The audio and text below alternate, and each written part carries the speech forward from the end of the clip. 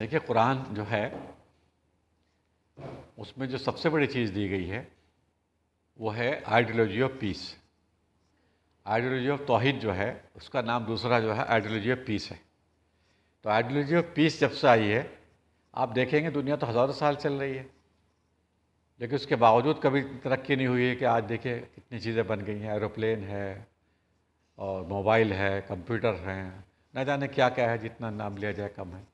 तो हमें इसके लिए क्या होगा कि कुरान ने जो ख़ास तौर से हमें दी है, जो आइडियोलॉजी ऑफ पीस दी है, इसको प्रिवेल करना होगा।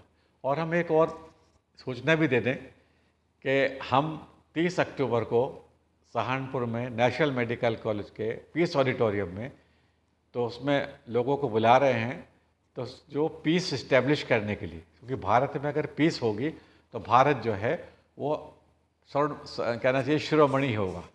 और हम चाहते हैं कि पूरा विश्व जो है वो भारत में ही हो जाए। भारत में ही से मतलब ये होता है कि वो आध्यात्मिक हो जाए, क्योंकि रसूल पाक सल्लल्लाहु अलैहि वसल्लम ने भी फरमाया है कि हिंदुस्तान से मुझे खुशबू आ रही। और स्वामी विवेकानंद ने 1893 में ये बात कही थी कि जब इस्लामिक आइडियोलॉजी यानी आइडियोलॉजी ऑफ पीस और वेदांता का ब्रेन, ये दोनों चीज़ें जब एक हो जाएंगी तो भारत जो है वो विश्व गुरु बन जाएगा, वो स्पिरिचुअल गुरु बन जाएगा। तो मैंने देखा है कि मौलाना वहीउद्दीन साहब ने इस पर बहुत काम किया है। तो ख़ास तौर से उन्होंने द सीक्रेट ऑफ सक्सेस लिखी है, तो मैंने उनकी बहुत किताबें पढ़ी।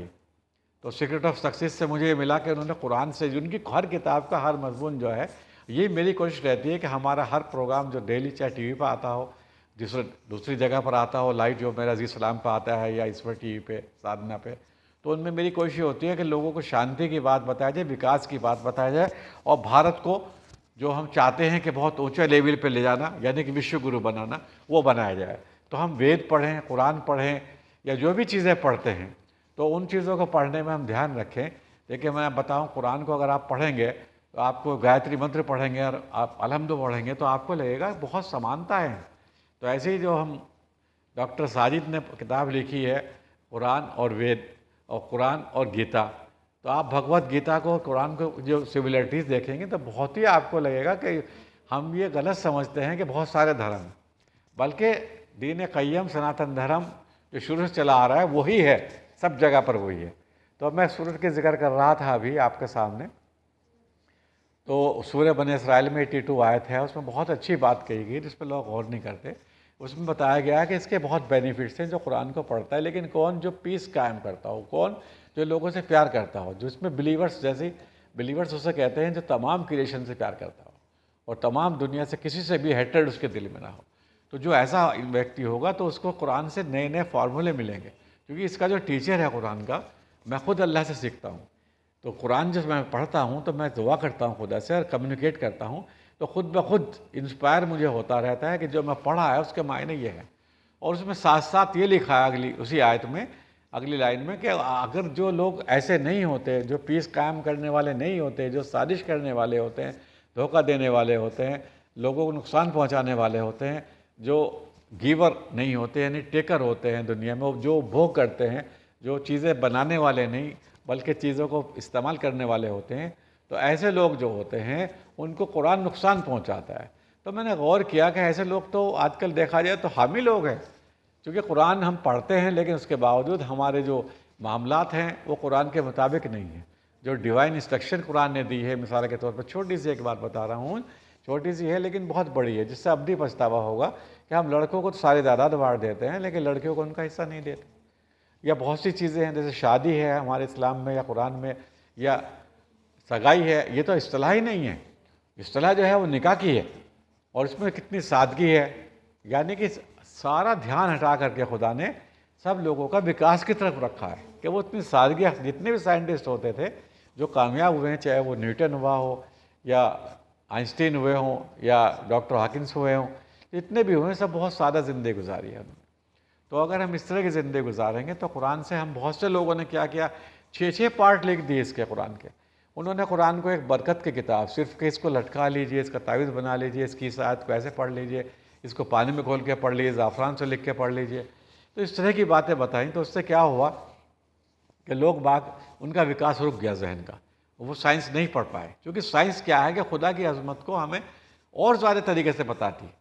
जो मिसाल के तौर पे इमाम गज़ाली कितने बड़े आलिम थे इस्लाम के, लेकिन वो ये नहीं जानते थे कि सूरज कितना बड़ा है, जो कितने स्टार्स हैं। पहले देखिए ज़माने में twinkle twinkle little star, Taylor ने ये बात कही। वो समझता था ये स्टार्स जो हैं वो लिटिल हैं, छोटे छोटे हैं, और ये ज़मीन हमारी बहुत बड़ी है। जबकि ज़मीन हमारी लाखों करोड़ों गुना बड़ी कर दी जाए और उसमें स्टार उसमें डाल दी जाए तो वो सब जल जाएगी, इतने बड़े बड़े आग के गोले हैं।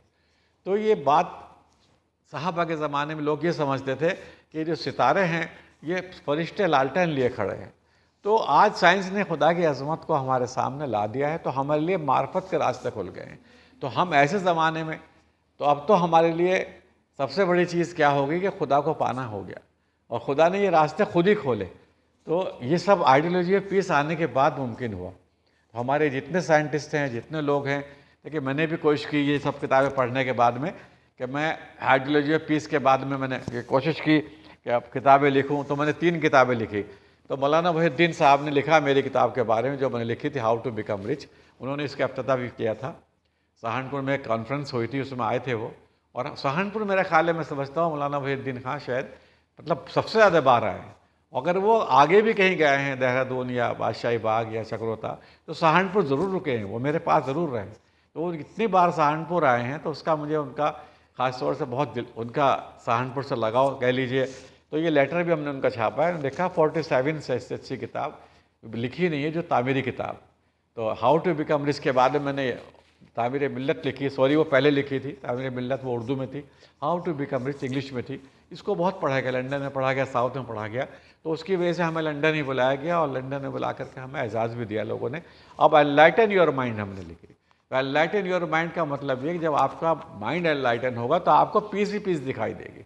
और अगर आपका ने कुरान को गलत तरीके से समझा, गलत तरीके से पढ़ा, कंटेम्पलेशन नहीं किया, जो अभी मैंने बताया सूरह बनी इस्राइल की 82 आयत को नहीं समझा आपने नहीं समझा कि हमें सबको सब सारी जितने भी दुनिया में इंसान है सबका धर्म एक है, सबका ईश्वर एक है, सबकी आइडियोलॉजी एक है।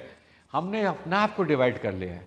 तो अगर हम इसको समझेंगे, इस बात को, ये किताब मैं फ्री देता हूँ लोगों को पढ़ने के लिए, तो जितने लोग हैं वो इसको मंगा के पढ़ सकते हैं। वैसे ये ऑनलाइन भी देख सकते हैं इसे, या ऑनलाइन भी है हमारी किताब। तो मैं ये चाहूँगा कि लोग जो बीच में भेदभाव किए हुए हैं और उनके ऐसा लगता है कि हमारे बीच में दूसरे धर्मों के बीच में दीवारें हैं, तो ये दीवारें नहीं हैं एक्चुअली, ये हमारे मन की भावनाएं हैं। इन भावनाओं को ख़त्म करने के लिए, सबको एक स्टेज पर लाने के लिए, सबको भारत का विकास करने के लिए, विश्व को एक शांति का गहवारा बनाने के लिए हम ये चाहते हैं कि सारे लोग इकट्ठे हों, सारे लोग यहाँ आएँ। और जो नेशनल मेडिकल कॉलेज, जो आप जानते ही हैं उसको कितने अवार्ड मिल चुके हैं, और अभी हमें कल भी बुलाया जा रहा है 27 सितंबर को, जो डॉक्टर गुलेरिया हैं, रणदीप गुलेरिया, एम्स के डायरेक्टर, वो एंजल अवार्ड दे रहे हैं। तो मैं ये कहना चाहता हूँ ख़ास तौर से कि देखिए, हमें अवार्ड से नहीं, हमें सचमुच जो है शांति और विकास करना होगा। हमें फिर अखंड भारत नहीं, अखंड विश्व, यानी अखंड का मतलब समस्त विश्व हमारा होगा। तो समस्त विश्व पर जो है भारत जो गुरु बनेगा, स्पिरिचुअल गुरु बनेगा, सबकी वो गाइड करेगा। और ये होना है, भारत को गुरु बनना है, तो ये इसका मुकद्दर है। और प्रोफेट मोहम्मद सल्लल्लाहु अलैहि वसल्लम को अगर हम अच्छी तरह से समझते हैं, पढ़ते हैं, देखते हैं, तो वो हिंद से बहुत प्यार करते थे। तो हिंदुस्तान जो है हमारा ऐसा मुल्क है, अब सारी दुनिया इसकी तरफ देखने लगी है। और हम लोग थोड़ी कोशिश करें कि अपना व्यवहार, अपना विचार, उनमें समन्वयता हो, उनमें मोहब्बत हो, उनमें भाईचारा हो, उनमें कम्युनल हारमनी हो। जब ये चीज़ें हमारे अंदर आ जाएंगी तो ऑटोमेटिकली जो है समस्त विश्व हमारा हो जाएगा। और समस्त विश्व हमारा होने का मतलब ये है कि हम दुनिया पर गालिब आ जाएंगे, पूरा दुनिया हमारे तहत चलेगी। और जब हम ईश्वर के तहत चलाना चाहेंगे तो हर व्यक्ति को वो चीज़ मिलेगी जो हम चाहते हैं उसको देना, यानी कि समानता मिलेगी, मोहब्बत मिलेगी, इक्वलिटी और लव जो है वो हमारा मकसद है। और सबको प्यार करना हमारा मकसद है, और भारत का विकास करना, यानी कि इंसानों का विकास करना हमारा मकसद है। इसी के साथ मैं आप सबका शुक्रिया अदा करता हूँ, और धन्यवाद आपका।